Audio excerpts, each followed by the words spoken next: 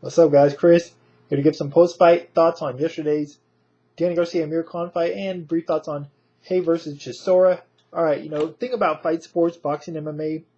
The reason why I'm a fan of both sports.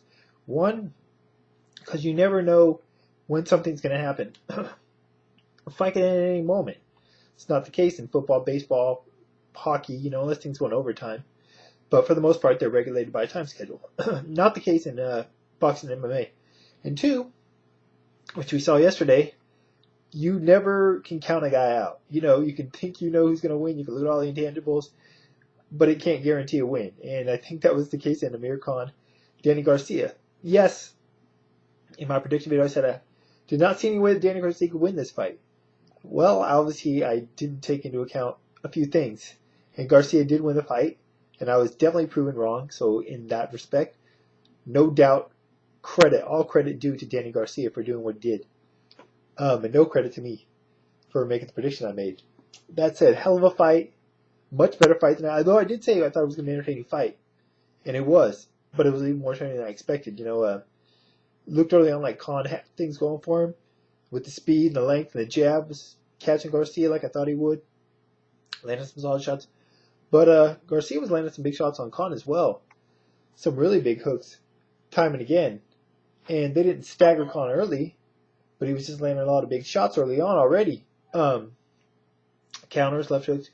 Speaking of, shouts out to Gangsta Nikes and big UFC MMA fan. I think those were the only two guys on my prediction video that picked Garcia to win. So good call, fellas. But as for the fight, once Garcia got cut, it's like, all right, Khan's got this. He's already got him cut. He's already busted him up.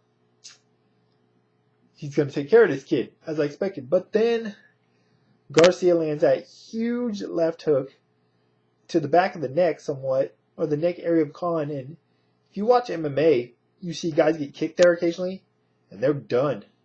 They just go down, or K1 as well. Kickboxing, they're done. It just shuts them down. It's like hitting a light switch. And, man, it put Khan all over the place. It really effed up his equilibrium. Khan got up, but I don't think he ever, from after that first knockout, ever really fully had his legs under him. Now, he responded well. He didn't check out.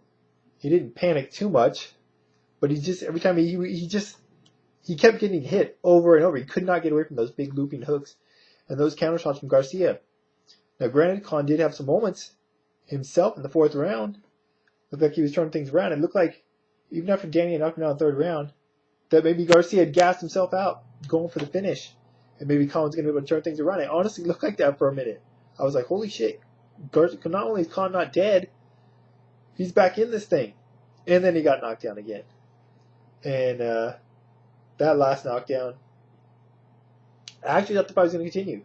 Because Khan did get up, and the referee asked him, and he looked like he said, I'm ready. But he didn't give Bayless the gloves right away, and I thought the stoppage was a little bit premature. That said, I don't think that Khan would have survived that round, or even if he would have, I don't think he would have been able to come back and win that fight. He was just in bad shape, man. It's not like he was getting away from those hooks. Like I said, he kept getting hit by him. So, I didn't think it was the best stoppage, but I do think that it was just shortening what would have happened, which would have been Garcia getting the stoppage. Knockouts back. Just like Danny Garcia said in a rap video he made to Rick Ross beat. Knockouts back. But a hell of a win for Garcia, you know what I'm saying? Props to the kid. Got it done. Backed up his dad's tough talk. And, like they were saying on HBO, a star is born.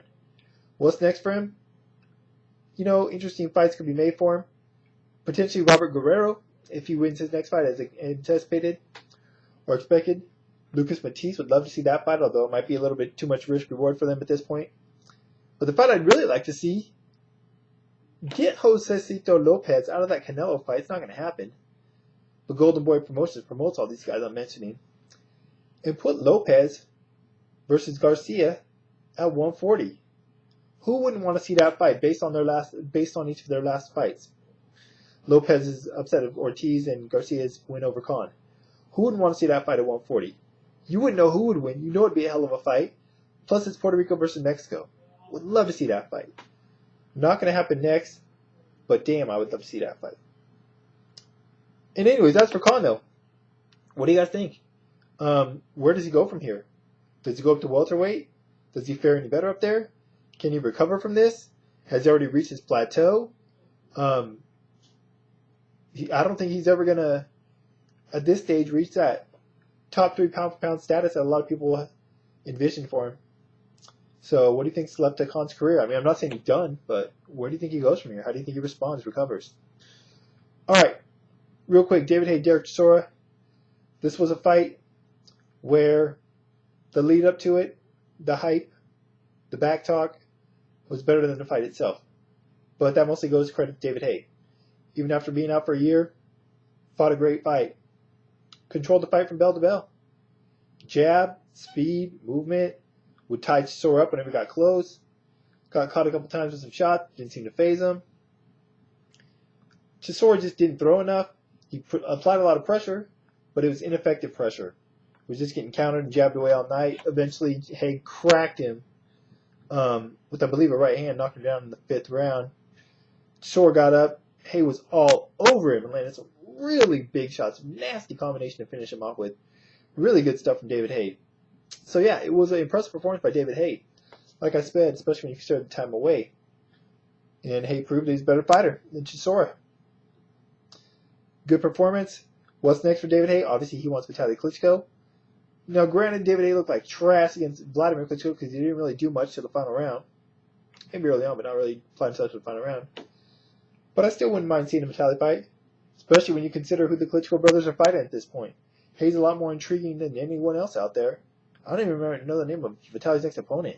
I've never heard of the guy. I know that. Also, people saying they want to see him against Adamek. Would love to see that fight. Maybe Povetkin. Why not go fight Povetkin? I'd favor Haye in that fight. Plus, he can pick up a title. Even if it's a title that really isn't worth shit. But anyways, good performance by Haye. Good day, bad day for UK fight fans. If you're a fan of Haye, good day. If you're a fan of Khan, bad day. Maybe there's people that's fan of one and fan of Haye and hate Khan. So maybe it's a good day for you. I don't know. Anyways, that's my thoughts on the fights. Really enjoyed the Khan Garcia fight. Don't mind getting a prediction wrong. It's what makes the fight exciting when the unexpected happens. Like Larry Merchant always said, theater of the unexpected, referring to boxing. That's it for now. Links to Science and Violence, everything, my Twitter and information as always. Until next time, I'm out.